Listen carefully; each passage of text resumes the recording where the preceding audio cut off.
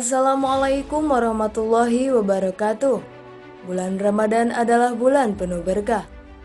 Pada kesempatan kali ini kita akan mengulang sejarah perkembangan Islam di Kabupaten Purwakarta. Jangan lupa nyalakan tombol lonceng dan juga nyalakan notifikasinya terlebih dahulu.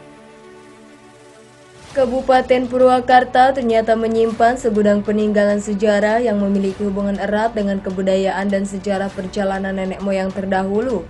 Masjid Agung Purwakarta adalah termasuk satu di antara sekian banyak cagar budaya yang ada di wilayah ini.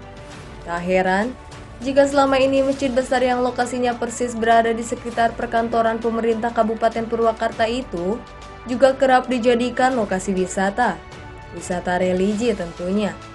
Apalagi di masjid yang selama ini jadi ikon kabupaten tersebut juga terdapat makam sang tokoh penyebar agama Islam, yaitu Baing Yusuf, atau ulama besar yang memiliki nama asli Raden Haji Muhammad Yusuf itu.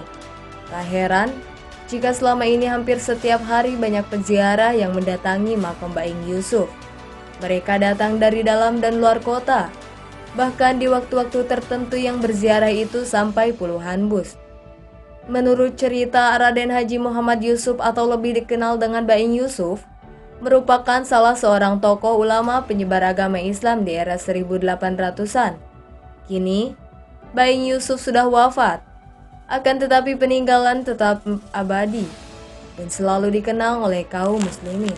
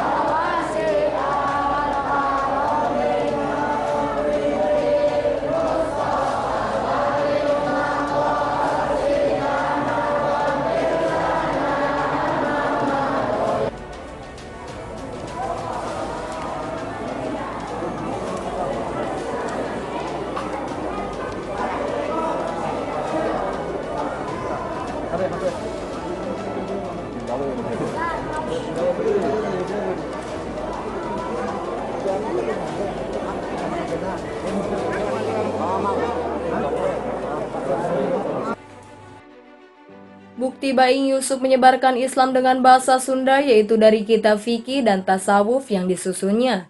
Meskipun tulisannya memakai bahasa Arab, kitab tersebut diterjemahkan ke dalam bahasa Sunda.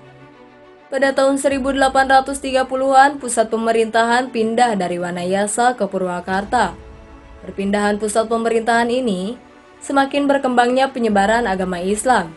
Apalagi keberadaan Masjid Agung ini sangat strategis, yakni berdekatan dengan pusat pemerintahan kantor bupati, dan kesininya dekat dengan lembaga permasyarakatan.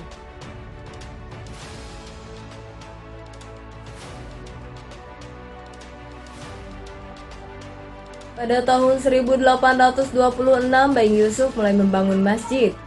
Masjid tersebut saat itu masih berada di tengah hutan belantara, karena pusat pemerintahan saat itu bukan di pusat Purwakarta, melainkan jauh ke wilayah selatan, yakni tepatnya di alun-alun Wanayasa. Kemudian masjid besar yang dibangun Baing Yusuf ini pada masanya dijadikan tempat syiar Islam di wilayah Purwakarta. Apalagi saat itu, pemeluk agama Islam masih sangat jarang. Makanya Baing Yusuf mendirikan tempat untuk kajian agama Islam. Sejak kecil beliau memang sudah sangat cerdas. Menurut cerita, pada usia belia Baing Yusuf sudah fasih berbahasa Arab. Lalu saat usia 12 tahun beliau hafal Al-Quran. Bahkan, beliau juga pernah belajar Islam di Mekah, Arab Saudi. Namun meskipun fasih dalam berbahasa Arab berdasarkan sejarah, saat itu Baing Yusuf mensyiarkan Islam dengan bahasa Sunda. Apalagi saat itu masyarakat Purwakarta belum mengenal dan memahami bahasa Latin, bahasa Jawa, ataupun Jawa kuno.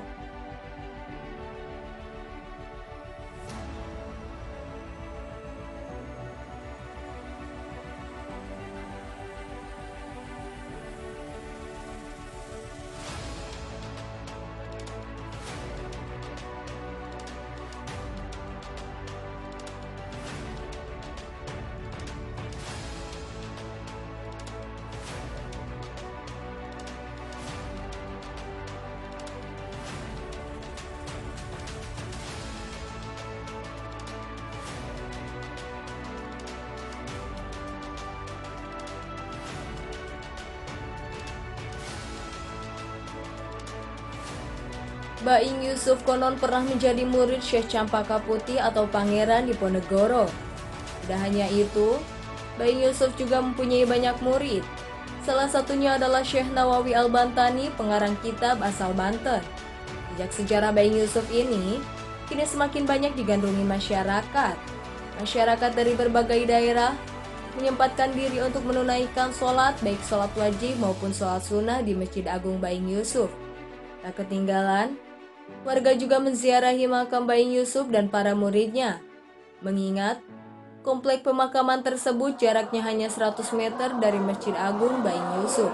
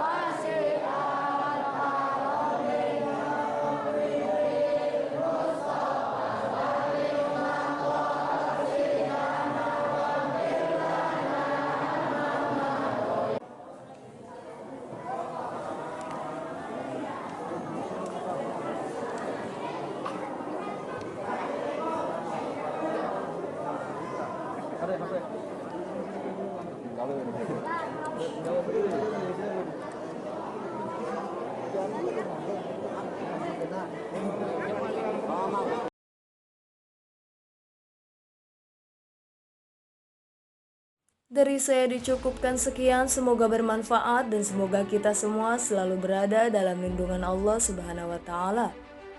Jangan lupa like, komen, dan juga share postingan ini.